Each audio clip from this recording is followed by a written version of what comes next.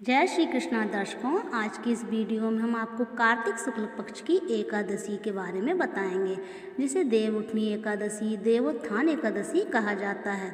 हिंदू धर्म में एकादशी व्रत का बहुत ज़्यादा महत्व माना जाता है। सभी एकादशियों में देवउठनी एकादशी विशेष महत्व रखती है, क्योंकि इस दिन जो भगवान विष्णु है 4 माह के बाद योग निद्रा से जागते हैं, तो ये एकादशी जो है वो बहुत ज़्यादा महत्वपूर्ण होती है और इसी दिन चातुर्मास की समाप्ति होती है।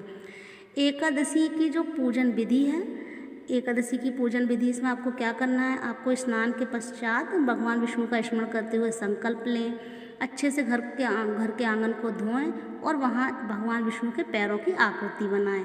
अगर आपके घर में आंगन नहीं है तो आप पूजा घर में आकृति बना सकते हैं। पूरे दिन आप भगवान विष्णु के मंत्रों का जाप करें, घर की चौखट पर और आंगन में दिए जलाएं, क्योंकि इस दिन भगवान विष्णु जो है वो बैकुंठ लौटते हैं, तो इसकी खुशी में दिए जलाने की परंपरा है। रात्रि में भी भगवान विष्णु समेत सभी देवी देवताओं की आरती करें, जागरण करें, शंख और घंटी बजाकर भगवान विष्णु को आप उठाएं, भगवान विष्णु को भोग प्रसाद लगाएं और प्रसाद का वितरण करें। और अगली एकादशी मतलब द्वादशी के दिन जब पारण का समय हो, उस समय आप पूजा अर्चना करके ब्राह्मणों को दान देकर आप पारण करें एकादशी व्रत का। जो एकादशी की जो महाकथा है, कहा जाता है कि एक बार एक राजा था, तो राजा जो था उसके राज्य में एकादशी वाले दिन कोई भी भोजन नहीं करता था। उसके यहाँ नियम था कि कोई भी उसके यहाँ राज्य में भोजन एकादशी को नहीं करेगा। तो एक दिन किसी दूसरे राज्य का कोई व्यक्ति उसके राज्य में आया और उससे नौकरी के लिए आग्रह करने लगा। तो राजा ने उसे नौकरी तो दी, लेकिन उसने कहा कि नौकरी मैं तुम्हें एक शर्त पर दूंगा, जब तुम एकादशी का व्रत रहोगे, यानी एकादशी के दिन मेरे यहाँ अन्न नहीं किया जाता, तो मैं तुम्हें नौकरी दे दूंगा। तो वो व्यक्ति जो था वो मान गया हंसी खुशी। उसने सोचा ठीक है, मैं व्रत रह लूँगा। लेकिन जैसे जैसे एकादशी का व्रत आया, व्रत का समय आया, तो राज्य के जो सभी लोग थे उन्होंने व्रत रखा, लेकिन जो नौकर था वो राजा के पास अन्न मांगने गया। राजा ने उसे फलाहार दिया, अन्न नहीं दिया, उन्होंने मना कर दिया।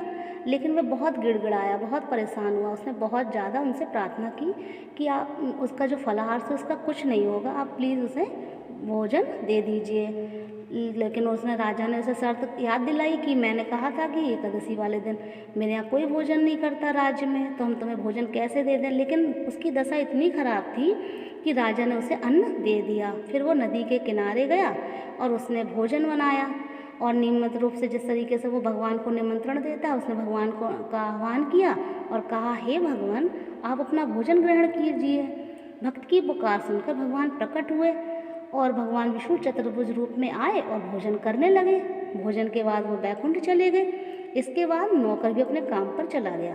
फिर जब दूसरे मास में एकादशी तिथि आई, तब वह नौकर फिर अपने राजा के पास गया और उसने राजा से प्रार्थना की कि वह राजा हमें 2 गुना अनाज दे इस बार।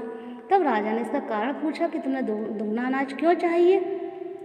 तो उसने साफ साफ बता दिया कि पिछली बार उसका जो सारा खाना थे वो भगवान जी खा गए, जिस वजह से वह भूखा रह गया। यह बात सुनकर राजा को विश्वास ही नहीं हो रहा था। मैं सोच रहा था ऐसा कैसे हो सकता है कि इस नौकर का भोजन भगवान खा गए। तो उसने नौकर को अन्न देने से मना कर दिया। तब नौकर ने उस राजा को अपने साथ चलने का निमंत्रण दिया। उसने कहा कि अगर आप नहीं मान रहे तो आप मेरे साथ चलिए और खुद ब खुद देख लीजिए। तो राजा था उस नौकर के साथ नदी के किनारे गया और एक पेड़ के पीछे छिप गया। वह पीछे छिपकर पूरे घटनाक्रम को देखता रहा। इस बार भी नौकर ने भोजन पकाया और भगवान को निमंत्रण दिया, लेकिन इस बार भगवान प्रकट नहीं हुए। शाम तक वह भगवान का इंतजार करता रहा, लेकिन भगवान प्रकट ही ना हो। वह उन्हें पुकारता रहा। अंत में उसने कहा, हे भगवान, यदि आप भोजन नहीं करने आए तो मैं इस नदी में कूदकर अपने प्राण त्याग दूंगा। वह नौकर जैसे ही नदी की ओर बढ़ने लगा, तभी भगवान विष्णु प्रकट हुए और उन्होंने अपने भक्त के द्वारा बनाया गया भोजन ग्रहण किया। भोजन करने के बाद वह नौकर को अपने साथ लेकर अपने धाम ले गए। राजा को तब यह आभास हुआ कि वह भगवान की भक्ति नहीं बल्कि आडंबर कर रहा था। सच्ची जो भावना होती है, भगवान उसी से प्रसन्न होते हैं। फिर वो तब से वो राजा बहुत ही मन से, बहुत ही श्रद्धा के साथ, सच्चे मन से वो एकादशी का व्रत रखने लगा। ये तो है एकादशी व्रत की कथा। देवउठनी एकादशी का महत्व क्या है? हिंदू धर्म में देवउठनी एकादशी का व्रत सबसे अधिक माना जाता है, क्योंकि इस दिन भगवान विष्णु 4 महीने की निद्रा के बाद उठते हैं। तो कहा जाता है कि देवउठनी एकादशी का व्रत करने से 1 जन्म के और रात्रि भोज से 2 जन्म और व्रत पालन करने से कई जन्मों के पापों का नाश हो जाता है। इस दिन से कई जन्मों का उद्धार होता है एवं बड़ी से बड़ी मनोकामना पूर्ण हो जाती है। इस दिन जगराता यानी जागरण करने से कई पीढ़ियों को मृत्यु के बाद स्वर्ग मिलता है और इस दिन उपवास रखने का पुण्य कई तीर्थों में दर्शन के पुण्य से अधिक होता है तथा 100 अश्वमेध यज्ञ और कई राजस्व यज्ञ करने के बराबर माना जाता है। इस दिन जागरण का बहुत अधिक महत्व होता है। इससे मनुष्य इंद्रियों पर विजय पाने के योग बनता है। इस व्रत की कथा और सुनने और पढ़ने से ही मात्र 100 गायों के दान के बराबर पुण्य मिलता है। जब यह नियम पूर्वक विधि से कोई भी व्रत करता है तो उन्हें सारे पुण्य मिलते हैं।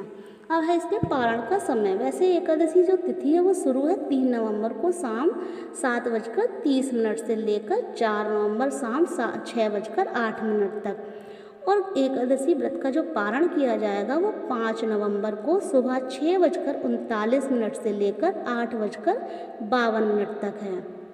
व्रत 4 नवंबर को रखा जाएगा।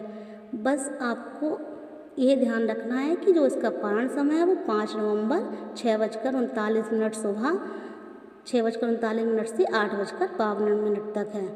अगर आपको ये वीडियो अच्छी लगी है तो प्लीज़ वीडियो को लाइक करें, चैनल को सब्सक्राइब करें और कमेंट बॉक्स में जय श्री राधे ज़रूर लिखें।